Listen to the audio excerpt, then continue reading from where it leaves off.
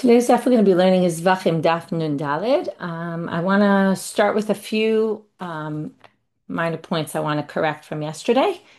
One is, okay, we did right, it's really one. Okay, so what we saw yesterday, I just want to go back for a minute to the sugya that we saw in Amud Bet.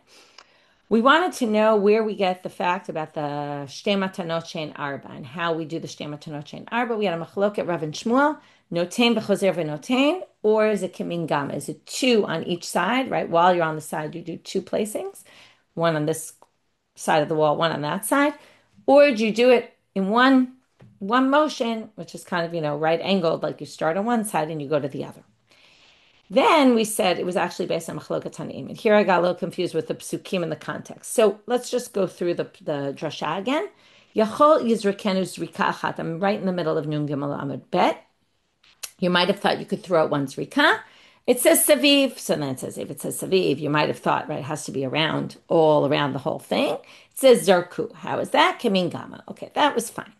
Then comes Rabbi Yishmael, right? And then he says, and then it's Shema Tanochen Arba. Rabbi Yishmael says, it says here Saviv, and it says Lahalan Saviv. Now here's where I got confused because the Saviv, I looked in the Torah or and it quotes it by the Shlamim, but it's not the Shlamim. I knew something sounded wrong because the Shlamim is not four placings. Okay, so we're going to go like this. It's the Ola, Shlamim, and Asham all say Saviv. Really, what on my Gemara they were pointing out is the Saviv that we're learning to is not just about the Ola, it's about the Shlamim and the Asham, which also are done two, which are four.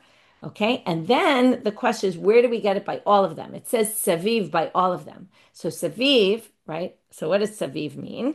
So you might have thought, so now they're going to say we're going to learn Saviv from a different place where it says Saviv, and this was my mistake yesterday.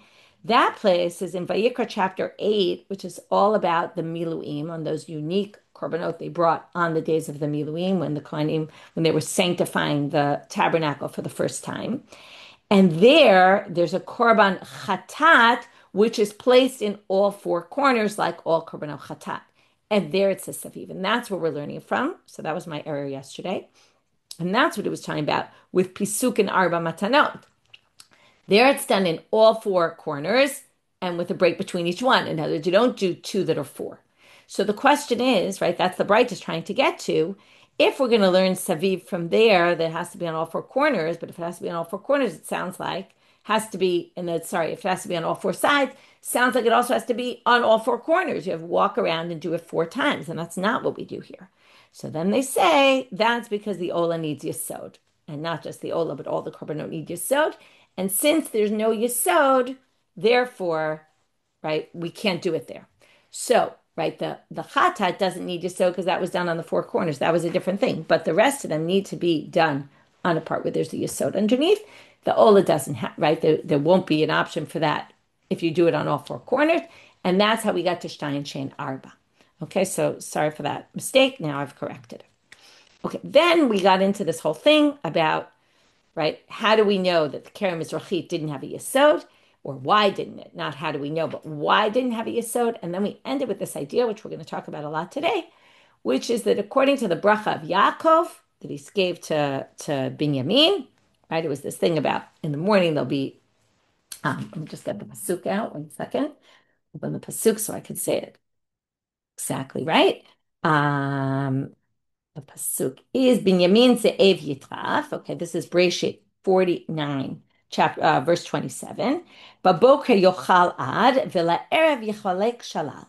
Okay, in the morning it will eat ad, which is hard to translate, and in the evening yichalek shalal. He will distribute the booty. Now, what is this? What's this? Doesn't really sound like it's talking about the temple, but the Targum says, and we're going to talk about two different versions of the Targum, but we'll just go with the basic right now. Ba'achsante yitbene midbaga, sorry, midbacha. Midbacha is mizbeach. In his, right, this is all Aramaic, in his achsante, in his territory, will be built the mizbeach, and that's the morning and the evening, the korbanot tamid will be brought on the altar. So, because it will be brought in the area of Binyamin, that's how we learned that there was no Yesod there because there couldn't be a Yesod because it didn't belong to Binyamin, that area. So there were those two strips on the south side and on the east side. didn't have a yesod because it wasn't really Binyamin's property. And since the Mizbeach could only be built according to Yaakov's bracha, the drasha is that it could only be built in the Shatach of Binyamin, so we couldn't build it there. Today we're going to learn something a little different, but that's how we understood it yesterday. And then we ended with why Binyamin was ra'oi to get the Kodesh Kodeshim in his property, that would be built in his territory, because he was upset all the time about the loss of that space and that it wasn't his, and that it was looked at as a good thing that he really wanted it all to be in his territory. But sometimes you could look at that as it's not a good thing, but he really wanted it so badly that God gave him, as we call it in Hebrew, a chupar, like a prize. The Shekhinah will be in your presence. Okay, now we get to Meitiv. Now we have a difficulty. What's this a difficulty on? On the fact that there's no Yesod on the southeast side. Okay. This is a very difficult section, not difficult in terms of like some sugyot are difficult and it's very, it's confusing, hard to follow. This is just difficult because it's very hard to understand what the question is. And Rashi goes with one interpretation, which seems really quite hard to see in the simple reading. Tosfot, if you look at Tosfot right now, you can see there's a Tosfot that covers almost the entire page. Okay, Tosfot suggests a bunch of different possibilities. Okay, I'll try to give you a little taste of what's going on here, but know that this is quite a hard thing to understand what the question is and also what the answer is. Meitive. Olata of ketzare tanasit. So now we're talking about the burnt offering of a bird. If you remember, this is like, okay, it's hard to keep all these things in your head, but generally, we do the blood on the bottom part of the altar underneath that Chuda Sikra line. But sometimes, like in the Chatat, where it has to go on the four corners, the Chatat of an animal, and the burnt offering of a bird is also offered on the top part of the altar. We saw that yesterday. So the Olat HaOf Ketzare Tanasi. Now, it doesn't say this, but the assumption is the person who's doing this is standing on the Sovev, the Kohen. Okay, so he's midpoint, if you remember, just above midpoint, 6 cubits off the ground. Okay, now you have to remember the Chuda Sikra is that red demarcating line of the midpoint, which is at 5 amot. So he's just 1 amma above that, and he's got a few amot to go for the top. And that's where he stands when he does the malika, which is the slaughtering that goes on in the temple of the bird, and the sprinkling of the blood. And the other thing you have to know, which doesn't say here, but he gets up the ramp going up, and the first place he gets to is where he does it, which is, remember, what's the first place? It's the southeast corner. So he's standing in the space where there's no yesod underneath. Okay? Now, Hayam moleket rosho mimul orpas. So he does the malika, basically breaking right from the back of the neck, umavdil, and he separates, meaning he cuts the trachea and the esophagus, basically slaughtering the animal, but not in a method of slaughtering, but in malika way. Umematzeh dama al kir hamizbeach, and then he smears the blood on the wall of the mizbeach. Now, what's the problem? Where is he doing this? On the corner where there's no base underneath.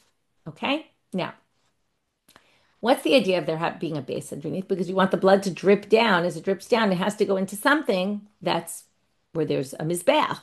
Okay, and that's why we always do the bloods, the shtei matanot are on those sides. Now here we're at the top. Now theoretically, you would say the blood's not going to drip down, and this is what Rashi raises as a difficulty of this whole thing, because what do you mean the blood's going to drip? If he's standing on the sovev goes out, juts out 1 cubit. So the Kohen's standing there and puts it on the wall above him.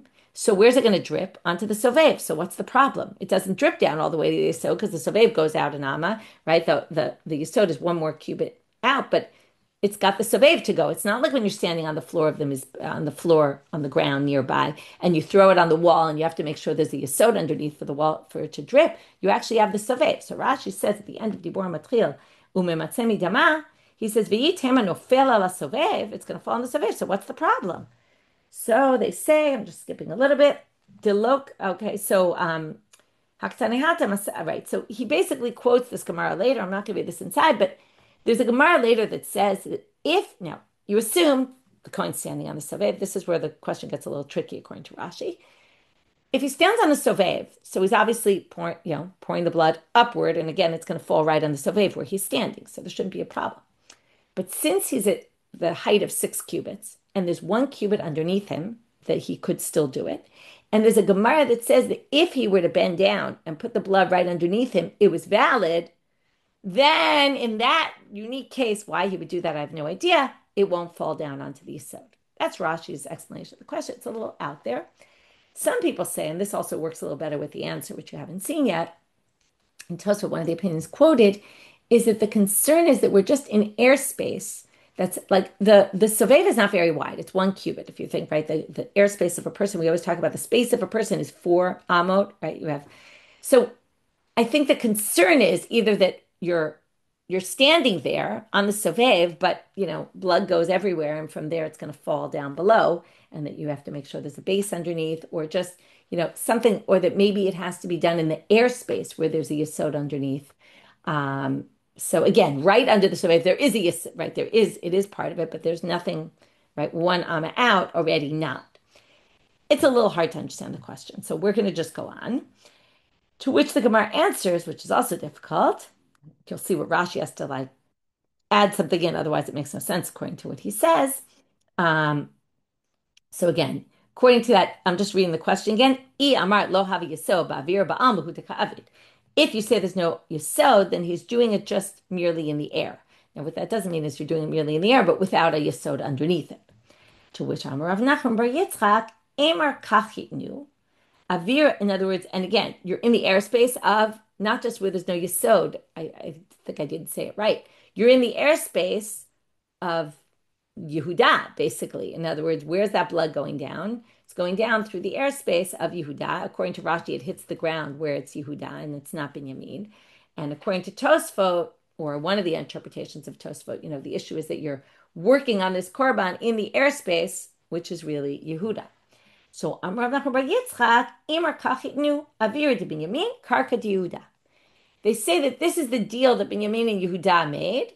Okay, you can try to imagine such a complicated thing, but you could imagine sometimes people can make these arrangements. The air space where the altar is, and where the above the yesod, and above where there theoretically could be a yesod, in other words, that whole area of the altar, airspace belongs to Binyamin. Land, that's those two strips, belong to Yehuda. So in the southeast corner, while the land belonged to Yehuda, the airspace above it belonged to Binyamin, and that's why it was able to be done there. Okay? Now, this works very well according to Tosfot, because the whole point is you're doing this korban in the airspace right above which there's no yesod, but the airspace is what's concerning us, that you're in the space of Yehuda while you're doing it. According to Rashi, still the blood's going to fall on the ground, so how does that help? So Rashi has to add, which is, I challenge you to go look at pictures of the altar. I happen to not notice any that actually include what Rashi says, but it could be I just didn't look well enough. But Rashi claims that there was okay, I'm reading this inside just so you believe me. Emar kach v'chule, and Rashi. Okay, this gets us back to Levud, if you remember Levud, in Sukkah and Eruvin. If something's within 3 tefachim of the ground, or 3 tefachim of something else, it's as if it's attached.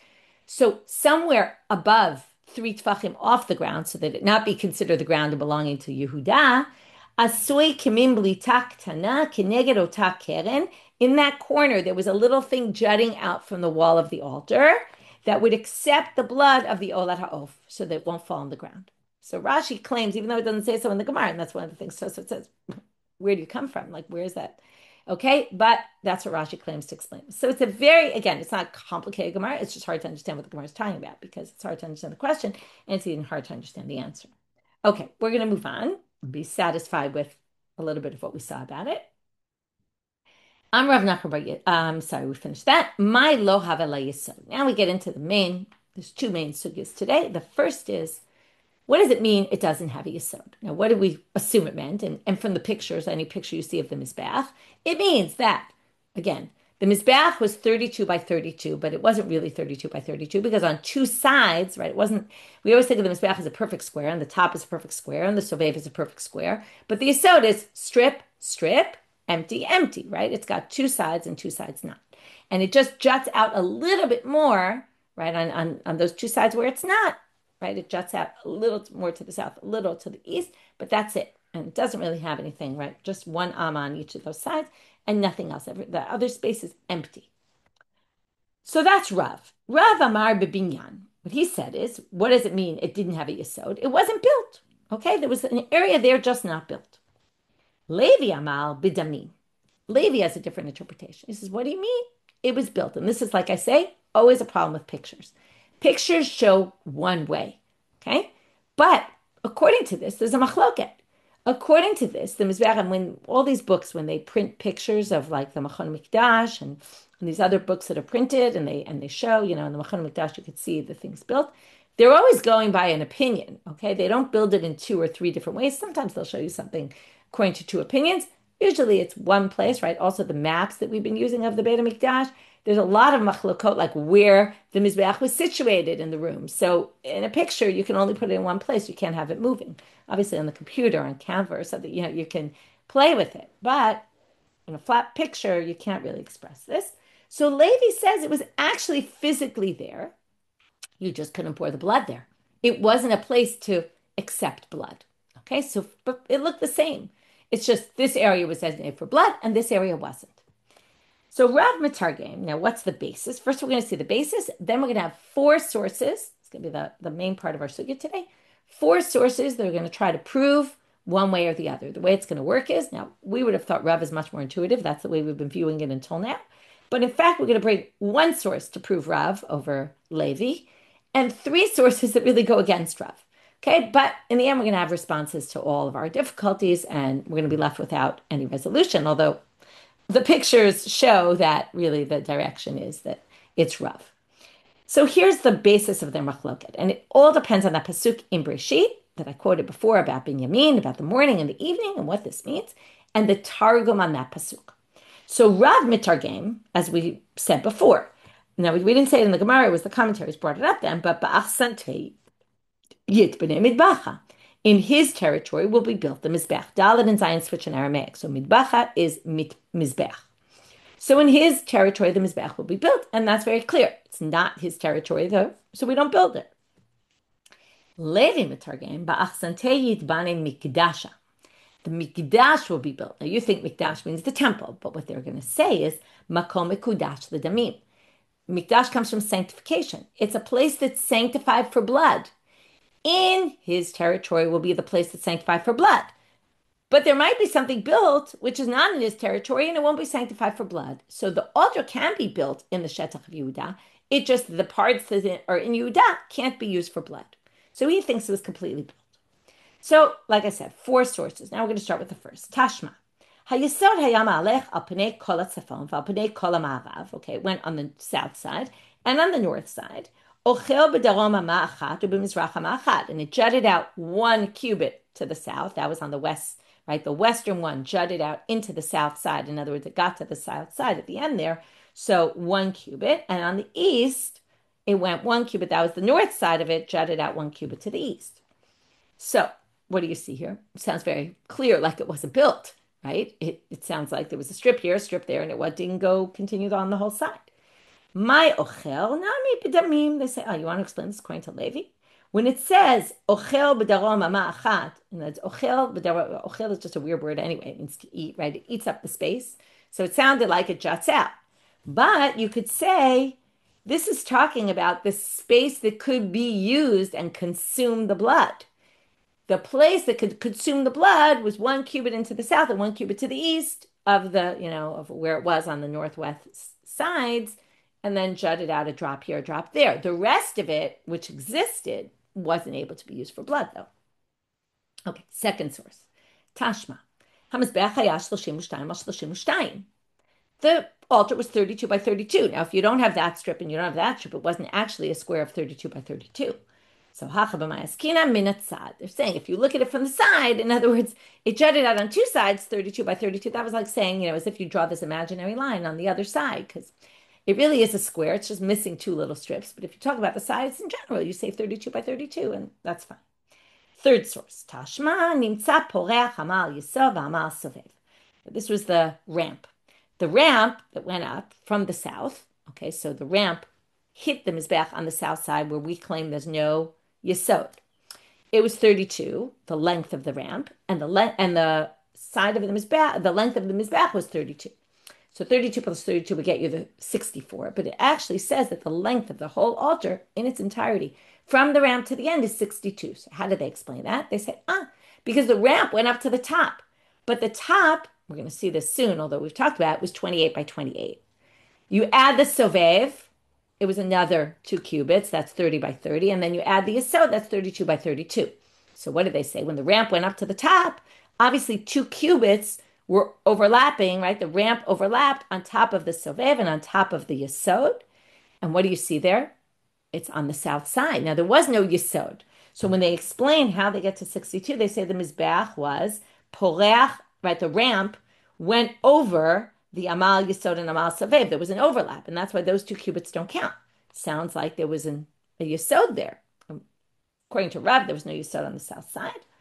Ema keneged amal yesod va'al amal savev. They're saying what they meant was it overlapped 1 cubit where the yesod theoretically should have been, like the imaginary yesod. Just like when you draw that 32 by 32 line, there's not really a yesod there. But since it goes right in other places, it goes out that far. So that's what they're saying. It overlapped the space where theoretically there could have been a yesod, and also over the sovev, which actually was in existence because sovev was on all 4 sides. Okay, Tashma. Now we get to the more interesting source, I think, which is really describing, it's interesting to learn. This is our last source, going to be our third difficulty on Rav, fourth source that we brought in general here. And we're going to have a braita brought by Levi. Okay, no surprise, because it's going to definitely sound more like Levi. Detane Levi. Okay, he brought a braita. Now, this braita is going to describe why it's interesting is how they built the altar. Okay, I know like when we learn the Gemara, a lot of us are thinking, how did this work? And how did they build it? And how did they do it? And how... It's just great when they teach, they don't always answer those questions. But here they talk about how is it really built? Now, you have to remember one thing. You're not allowed to use, you have to use whole pieces of stone, or so it sounds like. We're going to learn it wasn't really, okay, we're going to learn the stones have to be whole. They can't be broken. Like you can't break them and, like that. So that's going to create one thing of how we're going to do this exactly. Okay, so let's start. How do you build the altar? Mivi'im malbein. They brought a frame, okay, a square frame. Malbein in Hebrew is in modern Hebrew is a rectangle, but obviously it was a square. Okay, a malbein. Shu 32 al 32 v'gavho. So first they brought a frame that was 1 cubit high and 32 by 32. Mevi chalukei avanim mefulamot. They brought moist stones. Okay, now moist stones. Okay, so what material? I saw written in the Koran that it was wood. I don't know where that comes from. It was wood, but they claim it was a wood frame. I don't know where that came from. Here it doesn't say what material, but they brought a frame. Then they would bring stones. Okay, mifulamot. Bit of a debate what this means, but Rashi says they're moist, meaning like they're softer. They're, when you have stones that are in the water, right? They're smoother. That's, I think, the word I was looking for, not softer, but smoother. Ben gdolot, ben ktanot. Okay, small ones and big ones. It wasn't like they took one huge chunk of stone. That's like impossible. So what they do, because also you can't use barzel on it. Like if you wanted to, you can't use iron implements to smooth it out or anything. So what they do, they took these stones, small and big. They filled it up with the stones. Maybe seed vicunya vizefet. They would bring plaster, molten lead, and tar. And then they basically shofech, memacheh shofech. And then they poured it all on, smeared it all in, and then let it dry. And that's how, right? So that would basically keep the stones together. V'zeu makom yesod. And that's where the yesod goes. Okay, you can already see the problem. What's the problem? They filled the space of 32 by 32. Didn't say cutting out 2 strips. Sounds very clear. So that's how they built the yesod. We're going to keep going on. In other words, since the mizbeach was 28 by 28 at the top, 30 by 30 by the savev, and 32 by 32 in the bottom, how they build it, it's basically made up of different squares. So one square is 1 cubit high. That's the height of the yesod. Now we're going to get to the next piece, which is the sovev, okay? And then the next piece, which is the top part. That's how it was built. You kind of imagine this Lego kind of thing, right? The way it was built in parts like this. So then it's super interesting to see how they did this. Okay, so the next thing, Chozer mevi malbein shu 30 amal 30 amal. So now they brought the 30 by 30 because again, with the sovev, right? The sovev jutted out to 30 cubits. V'gavho 5 amot, and it was 5 amot high. That's what we said yesterday, right? The sovev. I was a little confused because I have 5 in my head, but 5 from the yesod, right? First the yesod, which is 1, then another 5 that gets you to 6. Umevi chalukei avanim v'chulei. And then you do the same thing. You bring the stones, you bring the tar, the plaster, the molten lead, pour it all in. Okay. Then chozer mevi maben shu 28 al 28 amot. V'gofo 3 amot. Now you have 3 more cubits till you get to the top. So that's 3 by 3. I'm sorry, 3 amot high, 28 by 28. You fill that in, mevi chalukei v'chulei. V'hu makom ha'maracha. That's what we call the maracha. That's the top where they put the fires and burnt the sacrifices. V'chozer mevi maben. What's left? The kranot. So for this, what kind of a maben do you need? Amal amal, 1 by 1 cubit, okay, 1 by 1 height and 1 by 1 length and width. Okay, it's really 1 by 1 by 1. Umevi chalukei avanim v'fulamot, ben gedolot ben ktanot, and again, now they just describe it again instead of saying v'chulei. Umevi zefet v'kunyo u'memache v'shofech v'zeu keren. Okay, and that's the kranot. V'chein l'kol keren v'keren, and you would have to use that mold basically 4 times. Okay. So now we get back to our question. V'chi tema. Now, if you want to say, turning now to Amabet, digayizle, maybe they cut it after they did that. Okay, so they poured the mold in, right? Took off the mold and then cut around the sides. Well, you obviously can't do that. Avanim shleimo ktiv. So it can't be that. So what do they answer? Because again, this seems very clear like Levi. They built it 32 by 32, complete. So they answered, even though it didn't say this. You have to wonder why they didn't say this in the Braita.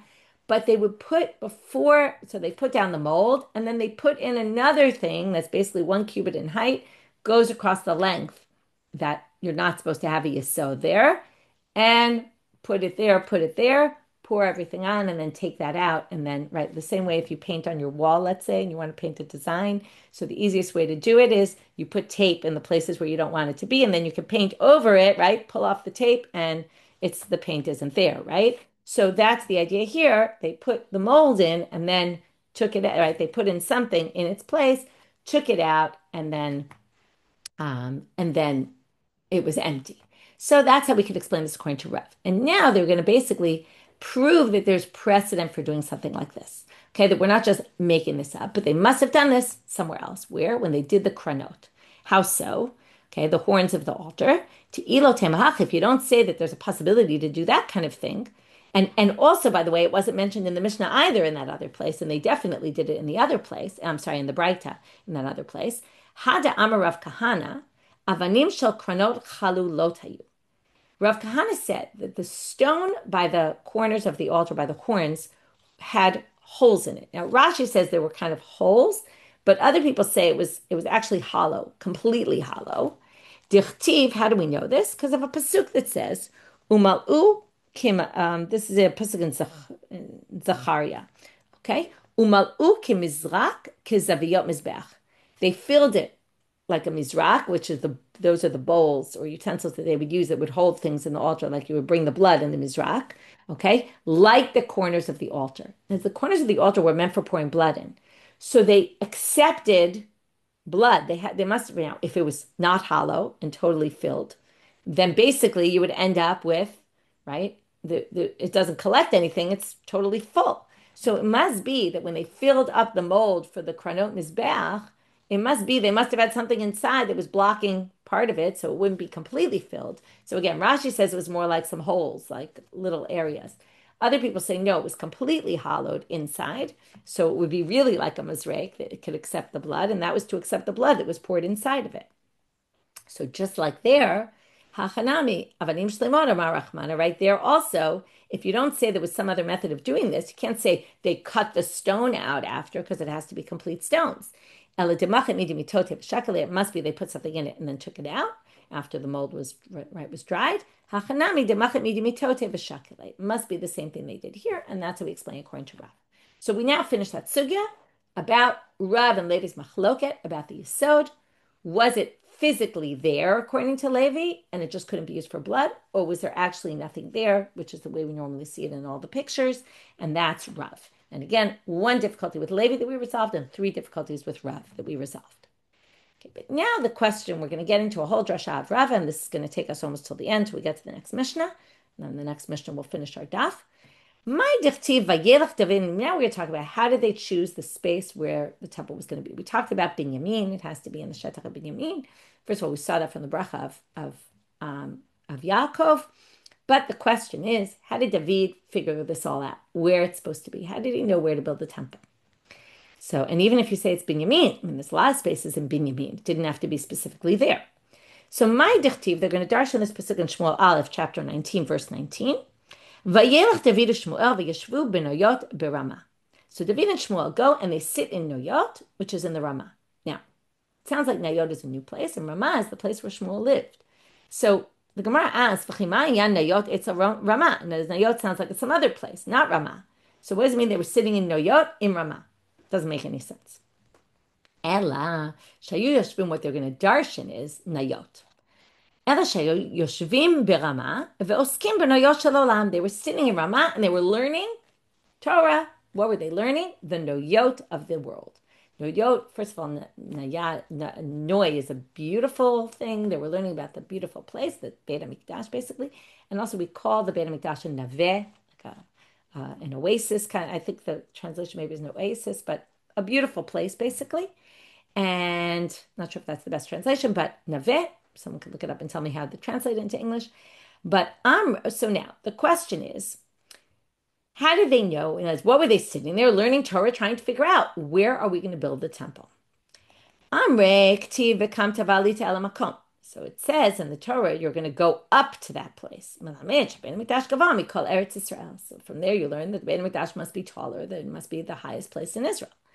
Right? In other words, it's this idea that all Israel, that's why we always call it making aliyah, is higher than all the other lands, and the Beit HaMikdash is higher than all the other places in Israel. But they didn't know where it was. So what'd they do? Sefer Yoshua. They took out Sefer Yoshua. What'd they look at? All the different territories. The question is to figure out whose territories it's supposed to be in.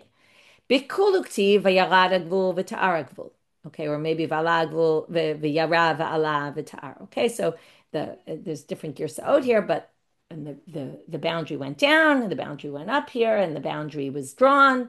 Okay, different words describing the boundaries of all, right? In Sefer Joshua, there's a whole description of who gets what land, and it starts defining all the boundaries, and it uses all these different words. B'shevet Binyamin, but when you look at Shevet Binyamin, v'alaktiv v'yara lo ktiv. It always says, and the boundary went up, and the boundary went up, and the boundary went up. It never says, and it went down. So it must be Binyamin is in the highest place in the land. So they saw that as a sign. This is where the temple is supposed to be, in the Shetach of Binyamin. Notice he doesn't quote the pasuk from Vayichi, right? He could have quoted. Savor now. Okay, but where in Binyamin are you going to build it? Savor lemivnei be'ein Eitam. So they figured out where's the highest point, Ein Eitam.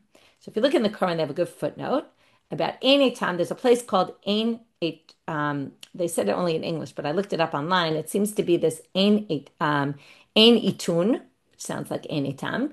Ein Itun, which is southwest of Beit Lechem. And it happens to be, according to the Quran, 25 meters higher than the Har HaBayit, than the Temple Mount. Okay, so it is higher. But then they realized, because of this bracha to Binyamin of between Ktefav, between two things it will dwell. So now if something dwells between two things, usually those two things are higher and it's somewhat lower. So they said it can't be the highest, so let's pick something lower. And that's how they got to the space where they chose. Well, that's one interpretation. According to the second interpretation, they actually started by knowing it was going to be in Binyamin, and that's what we're going to see here. And this all comes from the brachot, because lo yasur shevet mi Yehuda u'mechokek mi bein raglav, right? That the shevet, the Sanhedrin, right now it also means judges and things like that, but the ruling is going to be from Yehuda, and therefore that's going to be in the Shetach of Yehuda, and the Shekhinah from Binyamin. Now, what else do we know? The Lishkat HaGazit, which is where the Sanhedrin, the great Sanhedrin sat, was in the Beit HaMikdash. So that means that we have to find a space where Yehuda is right next to Binyamin, because the Shekhinah is going to be in Binyamin and the Sanhedrin in Yehuda. So if they chose this Ein Eitam, Mitpalig Tuva. It's going to be too far away from Yehuda. That's nowhere near where Judea was camped. Mutav denichte be porta. And what's the problem though? But that's the highest place. Well, in addition, now we're going to bring up the other one, which is better to move it a little bit lower, because of the wording, again, implying that it's a little shorter than something else. Now, we have two interpretations here, either starting from Sefer Yoshua or starting really from Vayechi and the connection of the Sanhedrin and the Beit HaMikdash, but that's what caused them to determine where the Beit HaMikdash is going to be. Okay, why did Doeg Adomi get into a whole thing with David? According to this, because Doeg Adomi was a big Talmid Chacham, as we saw from Sanhedrin, if you remember, Parak Chelek. But he got jealous of David, okay, because he said, I tried to figure out where this place is and I couldn't figure it out, and David succeeded, and he was jealous of David. How do we know this? For this, there's an allusion to this in a Tehillim where David's complaining about people who tried to kill him. Okay, the jealousy about your house, God, is what caused me to achaltani. I had to eat it, meaning people wanted to eat me up and destroy me. Uktiv, and it also says about this, Zechor Hashem David et kol unoto. Okay, this is again from Tehillim. God should remember all the suffering. Asher Nishba, I just want to double check. This is in Tehillim, right? This is, also Tehillim. This is in Tehillim Kuf Lamed Bet. Asher nishba la Hashem imavo ba'ol beiti ve'meten shenat le'enai afapai tnuma adam tzamakom la Hashem. Okay, so the first part of this pasuk talks about that he's asking David. David is asking God to remember all the days of his suffering, where he was poring over this, trying to determine where is the place, because he said, I'm not going to sleep until I find a place, or I'm not going to go sit in my house before I find a place for God to dwell. And then it says, and here's the reference to what we just learned, Hine shmanua be'efrata. Now, shmanuha is to hear about it, but it's also to learn. I learned about it be'efrata, and mitzanu, I found it b'stei yar. So here's a reference to what we talked about. Be'efrata ze Yoshua, that came from deka'ate me'Ephraim. So Efrata is a remez, is an allusion to Yoshua, who came from Shevet Ephraim. So I found it in Sefer Yoshua. And Mitzanua b'stei yar ze Binyamin. Binyamin ze'ev yitraf, right? Binyamin is a ze'ev yitraf. So ze'ev is a wolf and lives in the forest. So there's a reference. I found it in the sadeh of the forest, meaning in Binyamin's territory. Okay, so there you have a nice story about how David figured out where exactly to build the Beit HaMikdash. From here, we're going to end our daf with the next Mishnah. So we're on the last Mishnah of Kodshe Kodshim. Then we're going to move into Kodshim Kalim. And I will mention at this point that, first of all, we were just on the Ola, and there's a good shiur in Hebrew in Sugya B'Ktana of Merav Tubal-Kana about the Korban Ola. And there's a good shiur that went up yesterday in Din Daf about the Korban Hasham of Alana Steinhain. And very interesting about why are these things, why do you bring in Hasham? What's the root of the word Hasham? Where does it come from? Like we usually think of it as guilt. There's all different interpretations. It's good about these shiurim, again, as I always say, they give perspective on the concepts that stand behind all these tedious gemaras that we're learning. What's the difference between a chet and Hasham? Okay, one of the main differences I'll just mention, but then you can listen to the shiur to hear really the much better and broader analysis. One of the main differences is a chatat is done on an accidental mistake, right? You made a mistake. It's shogeg. Remember, if you do it intentionally, it's correct. But if you do it by accident, but Asham is mainly, not completely, but mainly not accidental. And it's really only on 5 specific things. So you'll see. Zivchei shalmei tzibor va'ashamot. So our last category, because these are all the same, are shalmei tzibor, which are there's certain shlamim. Shlamim are generally kochim kalim, but there's certain shlamim, like for example, we're going to talk about this tomorrow, the kivsei atzeret, which are there's shlamim that are communal offerings. Usually shlamim is an individual offering. You want to eat meat, but you also want to sacrifice it. So you bring it to the temple and then you get to eat the meat, but part of it is sacrifice. But in the holidays, specifically on Shavuot, there were kivsei atzeret. There were these shlamim offerings that were brought. It goes with the shei alechem, which is a famous korban, if you know what it is. It was a bread offering. So anyway, the shalmei tzibur is one category, and Asham is the other category, and they have the same criteria, right? Because we started with the chataot pnimiot. We went to the chataot, the regular chataot, which are different than all the rest because you do them on four placings at the top of the altar. Then we got to all the ones that the placings are done at the bottom of the altar, but we started with the ola. That's different and couldn't be listed with all these because that doesn't get eaten. And these both get eaten by, we're going to see the male kohanim.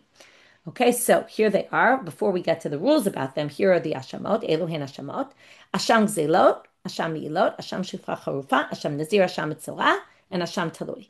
Asham talui is a little different. Usually we talk about there's 5 ashamot, and then there's the asham talui. Maybe we'll start with the asham talui. Also, at some point, I don't remember when, but Alana gave a shiur on the asham talui. Very interesting korban. It's you bring it in the meantime about, like, if you don't know if you did a sin. So let's say you had 2 pieces in front of you of fat. One was shuman, one was chalev. You didn't know, first of all, the one was chalev, and then you ate one of them. And now you don't know, did you eat the one that was permitted, the shuman, or did you eat the chalev, which is forbidden? So until you figure it out, you need atonement temporarily. So you bring the shasham talui, which is until such time that you figure it out. Okay. When you figure out that you actually ate the chalev, then you have to bring a korban chatat. Your asham talui is not going to help you. It's just temporarily tied you over. Okay, but now let's go through the 5 ashamot. Asham gzelot, that's if someone claims you owe the money, you say, I don't owe you anything, and I'm going to swear about it. And then it turns out you swore falsely. You bring an asham gzelot. Asham meilot, you misuse of consecrated property. This is the one that's specifically shkaga. Okay, it's unintentional. But perhaps one of the things Alana suggests is perhaps because it's kodshim, it's treated more like as if it was intentional. Shifra charufa, there's 2 opinions what this is. It's a shifra who's designated. Okay, some people think that she's a shifra who's designated to an eved ivri. An eved ivri is allowed to be kind of have a relationship with a shifra knaanit while he's enslaved. So if she's designated to a particular eved ivri and then a man has relations with her, he has to bring an asham shifra charufa. It's forbidden because she's designated to someone else. Some people think it's a chetzi, shifcha chetzi bat chorim. She's half free, half slave, like she had 2 masters and one freed her, the other one didn't. And then she's not allowed to marry anyone. And anyway, perhaps that's the shifcha charufa. Asham nazir and asham mitzorah, that's just part of their purification process. The nazir and the mitzorah both have to bring, in addition to some other korbanot, they need to bring an asham. And it's also not exactly, in this case, related directly to a particular sin. So it's a little different than the others. Okay.